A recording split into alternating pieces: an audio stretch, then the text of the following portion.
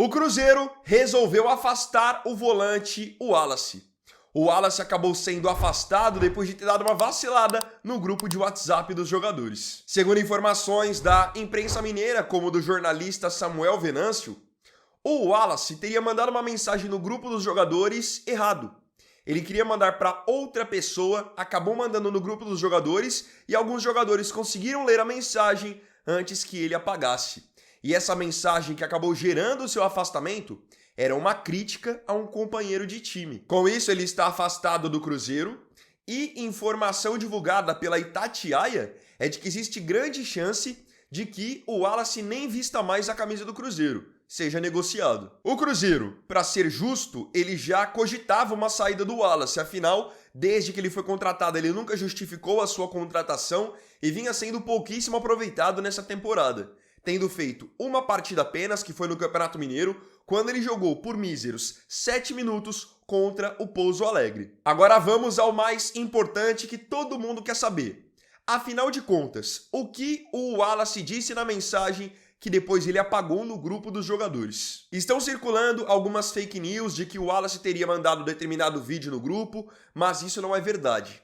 O que parte da imprensa mineira aponta é que o Wallace teria feito críticas ao goleiro Matheus Cunha, que tem sido o goleiro titular depois da grave lesão do Cássio. E uma das críticas que o Wallace teria feito ao Matheus Cunha nessa mensagem é que o Matheus Cunha é um goleiro braço curto. Muita gente achou engraçado essa história do braço curto, só que para um time profissional, para a vida do jogador profissional, esse tipo de mensagem não cabe. É uma coisa que você pode dizer para o goleiro da sua pelada, num time de amigos, mas no futebol profissional isso é algo inadmissível. É considerado trairagem e é uma baita falta de respeito. Por isso mesmo, a diretoria tomou a decisão de afastar o Wallace imediatamente e ele nem viajou com o restante do grupo para Guayaquil, onde o Cruzeiro estreia nessa semana pela Libertadores. Eu sou o Vini Weiner e essa aqui foi a primeira notícia da edição dessa terça-feira, dia 7 de abril, do Boletim Weiner. São Paulo quer rescindir com Arboleda. A novela Arboleda segue a todo vapor. Ele simplesmente desapareceu no último final de semana, não se apresentou para o jogo do São Paulo contra o Cruzeiro pelo Brasileirão e, nas últimas horas, ele foi avistado nas ruas do Equador, curtindo e bagunçando na rua junto com alguns amigos. O São Paulo já deu um ultimato no Arboleda e, segundo informação da ESPN, pediu para que ele se apresente ao clube dentro de 24 horas para que eles possam definir a sua situação.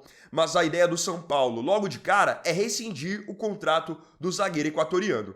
O Arboleda virá ao Brasil para regularizar a sua situação, porque ele viajou para o Equador já tendo a intenção de não vestir mais a camisa do São Paulo. E olha que ele era jogador do São Paulo, ou melhor, ainda é, desde 2017. Olhem só a falta de consideração que ele tem pelo clube, ou melhor, a consideração que ele não tem. Então, é enorme a chance de vermos Arboleda nas próximas horas livre no mercado. Aí fica o questionamento, será que algum clube brasileiro vai aparecer querendo contratá-lo? Ou ele quer jogar no futebol equatoriano mesmo e ficar mais perto da sua família, dos seus amigos? Uma coisa é fato, mesmo que ele tenha tido uma discussão, um desentendimento com o Rui Costa, diretor do São Paulo, a postura dele foi de um jogador que não é profissional, não é mesmo. Há muitos rumores de que o Arboleda possa estar devendo algumas pessoas, encontraram até alguns processos com o nome dele, que são processos recentes, e aí entra também uma grande falta de consideração. Porque, para quem não se lembra, há alguns anos o Arboleda teve problemas financeiros ao ponto de o São Paulo precisar pagar as dívidas dele. Então o clube já o fortaleceu no passado e hoje em dia é assim que ele retribui. Diniz assume o Corinthians. Tem novidade pelos lados do Parque São Jorge. Após a demissão de Dorival Júnior, Fernando Diniz é o novo técnico do Corinthians. Ele estava livre no mercado após ter deixado o Vasco no começo dessa temporada e assina contrato com a equipe paulista até o final do ano. Lembrando que o Diniz tinha deixado o Vasco no começo desse ano com o seguinte retrospecto: 11 jogos, 4 vitórias, 3 empates e 4 derrotas. Ele tinha levado o Vasco também para a final da última edição da Copa do Brasil, perdendo justamente para o Corinthians. A chegada do Diniz ao Corinthians gera muitas dúvidas, muitas incertezas. Afinal, o Diniz ele costuma fazer trabalhos que são 8 ou 80. Ou o trabalho dá muito certo, ou o trabalho dá muito errado. Porque, em geral, ele dá muito uma cara pro time jogar. Todo mundo sabe quando é um time do Diniz que está jogando, porque ele é bem exigente, principalmente na questão da saída de bola. Ele é um treinador que ele trabalha muito bem com jovens jogadores. Acho que isso vai ser bom pro André, vai ser bom pro Breno Bidon. Mas tem um outro lado também. Ele não consegue sustentar esse estilo de jogo com resultados por muito tempo. E ao mesmo tempo é um treinador que ele tem um temperamento explosivo. Como que será quando ele puxar a orelha ou fizer algum xingamento a um jogador como Memphis Depay, como Yuri Alberto, como Rodrigo Garro? Como será a reação desses caras? Como o grupo vai receber a forma de trabalhar do Diniz? Vamos aguardar os próximos capítulos. Elenco do Corinthians sofre cobrança. Ontem foi dia de cobrança no CT Parque São Jorge. Alguns torcedores do Corinthians se reuniram na frente do CT para cobrar alguns jogadores. Dentre as cobranças que mais viralizaram nas redes sociais, apareceram o volante Charles e os atacantes Vitinho e Caio César. Caio César acabou sendo até um pouquinho mais cobrado, porque no entendimento de alguns torcedores que estavam ao redor do carro do Caio, ele estava levando ali como brincadeira, tanto que ele chegou a dar ali algumas risadinhas. Os torcedores não gostaram e disseram que fariam ele voltar para onde ele veio, para não usar outro termo aqui, rapidinho. O Corinthians está a 8 jogos sem vencer e tem agora uma semana complicada, porque faz a sua estreia na Libertadores e no final de semana já tem um desafio daqueles: enfrentar o Palmeiras pelo Campeonato Brasileiro. Lembrando que o Palmeiras tem 9 vitórias nos últimos 10 jogos e é o líder da competição. Então, o momento é completamente desfavorável para esse começo de trabalho do Fernando Diniz. Neymar pode ficar com o CT da base. Muitos brincam que o Neymar e o pai dele, o Neymar pai, já são donos do Santos. E acreditem, a atual diretoria do Santos, liderada pelo presidente Marcelo Teixeira, fez um acordo de pagamento com o Neymar, onde se o Santos não pagar o Neymar ficaria com o CT da base. Isso mesmo, o Neymar pode ser o novo dono do CT da base, caso o Santos não honre com seus compromissos. Segundo informação do GE, o Santos tem nesse momento uma dívida com a NR Sports, que é a empresa do Neymar pai, pelos direitos de imagem do Neymar Júnior. Esse valor dessa dívida está em 90 milhões de reais. E o Santos chegou a um acordo com o Neymar pai para poder dividir essa dívida. A dívida então é de 90 milhões de reais. Então o Santos tem que pagar 26 milhões de reais até o mês de maio. Tem que pagar uma parcelinha todo mês. Janeiro, fevereiro, março, abril, maio. A partir de maio, o Santos terá que pagar mais de 40 parcelas até totalizar 64 milhões de reais e então quitar a dívida. Tanto que a previsão para o fim do pagamento é 2030. Só que aí entra o problema da história. Se o Santos atrasar uma parcela que seja, já tem que pagar 64 milhões de reais à vista. Então, ou eles mantêm o pagamento em dia, ou vão ter um rombo inesperado logo de uma vez. E onde que o CT da base entra nessa história? O Santos colocou o CT da base como garantia de que vai pagar sim a NR Sports e Neymar Júnior. Caso eles não cumpram com isso, aí sim o CT da base será de Neymar. Acreditem. Essa situação dos pagamentos, os valores que envolveram a chegada do Neymar ao Santos são muito complicados mesmo, porque a gente sabe que o Santos é um time que não tem um grande poderio financeiro, não é um time que pode se dar ao luxo de fazer esse tipo de contratação, como um Flamengo, um Palmeiras, que hoje são equipes mais saudáveis nesse sentido. E aí agora o CT da base está em risco. Rodada da Champions. Hoje é dia de Liga dos Campeões. Teremos 2 partidas que inauguram a fase quartas de final, as partidas de ida. Nós teremos o Sporting recebendo o Arsenal em Portugal, enquanto no Santiago Bernabéu teremos o jogo mais aguardado, o confronto mais aguardado dessa fase. O Real Madrid receberá o Bayern de Munique, um embate de gigantes. E eu queria aqui fazer um convite para você, para quem tiver de boa para assistir esse jogo. Nas 4 horas da tarde, o jogo passará na TNT. E eu estou participando de um projeto da TNT chamado Criadores em Jogo. E eles vão levar um dos influenciadores do Criadores em Jogo para a semifinal da Liga dos Campeões. E o vencedor será anunciado hoje. Eu tô concorrendo então porque o meu time venceu a segunda fase e eu ficaria muito feliz se vocês pudessem assistir e torcer por mim, porque eu tenho chances de ganhar e fazer conteúdo da Champions League para vocês, diretamente da Europa. Real tem 6 pendurados.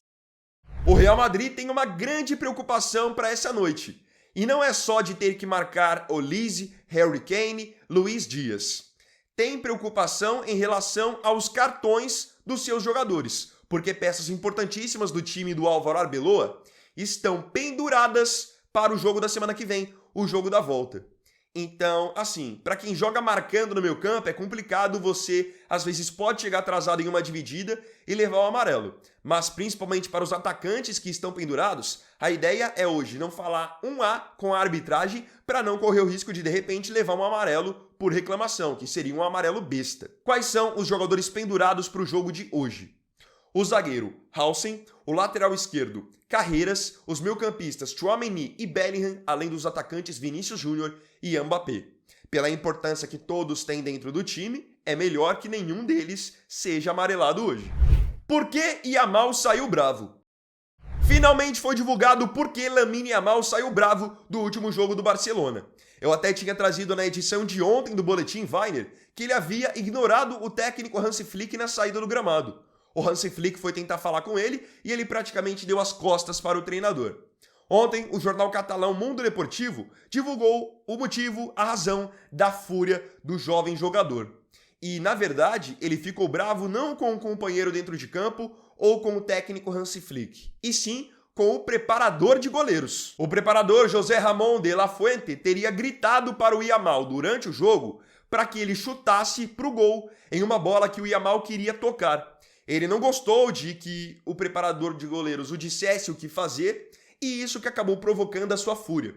Então, quando o jogo acabou e o Hansi Flick foi tentar falar com ele, ele já disse logo para o Hansi Flick que estava bravo com o preparador. Deu as costas e foi pro vestiário. O Yamal pode ter ficado bravo nesse sentido de que o preparador queria dizer para ele o que fazer, mas a coisa mais normal do mundo é quem está no banco dizer coisas como, poxa, chuta, porque quem tá de fora tá vendo o espaço que tem para de repente finalizar. Então, poxa, chuta. Aí outra bola, não, essa bola tinha que ser tocada. É a coisa mais normal do mundo. E ainda mais pela qualidade que a comissão técnica do Barcelona sabe que o Yamal tem, é claro que eles vão cobrar que ele vá para cima e que ele chute. Você acha que ele exagerou ao ficar bravo com isso? De Ossa pegou filha de dirigente? Agora eu vou contar para vocês uma história extremamente bizarra que está circulando no futebol espanhol. Você conhece o volante colombiano Nelson de Ossa? O de Ossa é muito bom jogador, já frequentou a seleção colombiana e no ano passado foi até cogitado no futebol brasileiro para jogar no Flamengo ou no Palmeiras. No fim, ele acabou sendo contratado pelo Betis da Espanha, que em agosto do ano passado pagou 11 milhões de euros para tirá-lo do Monterrey do México. Na primeira metade da temporada, o de Ossa foi muito aproveitado, jogou bastante. Só que os torcedores perceberam, junto com a imprensa, que nos últimos jogos o de Ossa simplesmente desapareceu, ele parou de ser aproveitado. Nos últimos 4 jogos, ele ficou só no banco, ele nem entrou no decorrer das partidas. E muitos começaram a se questionar por que isso estava acontecendo. Até que nas últimas horas surgiram alguns rumores entre torcedores do Betis nas redes sociais de que o de Ossa não estaria jogando porque estava sendo punido pela diretoria. Essa punição estaria acontecendo porque o de Ossa teria saído e ficado com a filha do Joaquim, que é um jogador lendário no time do Betis e que hoje exerce um cargo de dirigente. Então, por ter ficado com a filha do Joaquim, ele não estaria jogando, seria uma punição. Aí agora você pode dizer, Vini, essa história tá com a maior cara de fake news, não deve ser verdade. O cara não faria isso, ele não se queimaria no time por isso. Pois é, se a história realmente fosse mentira, até pela gravidade da história, o de Ossa provavelmente viria às redes sociais pronunciar, desmentir ou então a sua assessoria. Só que isso não aconteceu, muito pelo contrário. O de Ossa apareceu nas redes sociais para colocar mais lenha na fogueira. Ele publicou o seguinte na sua rede social: que falem bem, que falem mal, mas que falem de você. Isso é uma boa reputação. Eles falam de tudo agora. Com essa declaração, ele apenas deixa ainda mais em aberto se a história envolvendo a filha do Joaquim é verdade ou não. Bizarro. Napoli se encanta por brasileiro. O Napoli muito provavelmente vai contratar um jogador brasileiro ao final dessa temporada. Esse jogador é o atacante Alisson Santos. Ele está no Napoli nesse momento, emprestado pelo Sporting, e o empréstimo tem validade até o fim da temporada. Só que mesmo estando no começo de abril, o Napoli já tem a certeza de que quer ficar com o Alisson para a temporada que vem. Então o clube vai exercer a opção de compra dele, que é de 15 milhões de euros.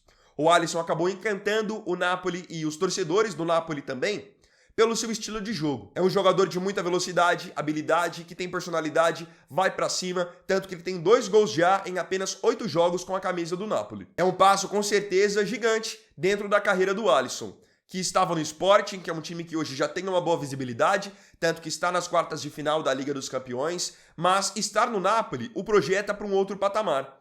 Passará a jogar em uma das 5 principais ligas do futebol europeu, terá a chance de novamente disputar a Liga dos Campeões na próxima temporada. Em termos de visibilidade, se ele futuramente quiser pensar em seleção, isso será um prato cheio. Roubaram a cola de Donnarumma. Mais uma história bizarra para você acompanhar nessa edição do Boletim Weiner. Essa aqui, ela é até engraçada. Todo mundo acompanhou que na semana passada, a Itália novamente não conseguiu se classificar para a Copa do Mundo. Eles perderam na repescagem, nas penalidades, para a seleção da Bósnia. E hoje em dia, o que é mais comum quando vão acontecer as penalidades? Os preparadores dos goleiros, eles já trazem para os goleiros as colinhas, mostrando onde os batedores adversários costumam cobrar os seus pênaltis. E isso não aconteceu de forma diferente com o goleiro da Itália e do Manchester City, Gianluigi Donnarumma. Ele recebeu a sua colinha, mostrando onde os jogadores da Bósnia costumam cobrar os pênaltis, só que ele perdeu a colinha no meio das cobranças de pênalti. Sabem o que aconteceu? Imagens da torcida flagraram que um gandula da Bósnia, ele invadiu o gramado, viu que o Donnarumma tinha deixado a colinha junto com a sua toalha, ele foi lá, roubou a colinha e foi embora. Ou seja, o Donnarumma teve que ficar durante a disputa de pênaltis sem ter a sua referência de onde os batedores da Bósnia iriam cobrar, ou onde costumavam cobrar. Então ele teve que ir 100% na intuição. E com isso, o Donnarumma não pegou nenhuma cobrança. O gandula que roubou a colinha do Donnarumma se chama Afan Cisne. Ele tem apenas 14 anos. E agora ele tem aparecido em programas de televisão da Bósnia com a colinha do Donnarumma como se fosse um troféu. Pelo fato de ele ter ajudado a seleção da Bósnia, já existe uma campanha de torcedores da Bósnia para que a seleção o leve para a Copa do Mundo. Essa história do gandula roubando a cola do Donnarumma lembrou um pouco do que aconteceu na final da Copa Africana de Nações, quando gandulas de Marrocos e até reservas do Marrocos queriam roubar uma toalha do goleiro de Senegal. Agora eu queria saber de você aqui nos comentários a sua opinião sobre as notícias dessa edição do Boletim Weiner. Não se esqueça de comentar, lembrando que mais tarde eu estou de volta para mais um conteúdo para vocês, às 7 da noite, porque a semana está só começando e a máquina não pode parar. Quanto a esse vídeo, se você tiver gostado, deixe o seu like, se inscreva e compartilhe também. Então é isso, galera, tamo junto, até mais tarde e até o próximo vídeo. Fiquem com Deus. Vini Weiner aqui, valeu, falou e fui!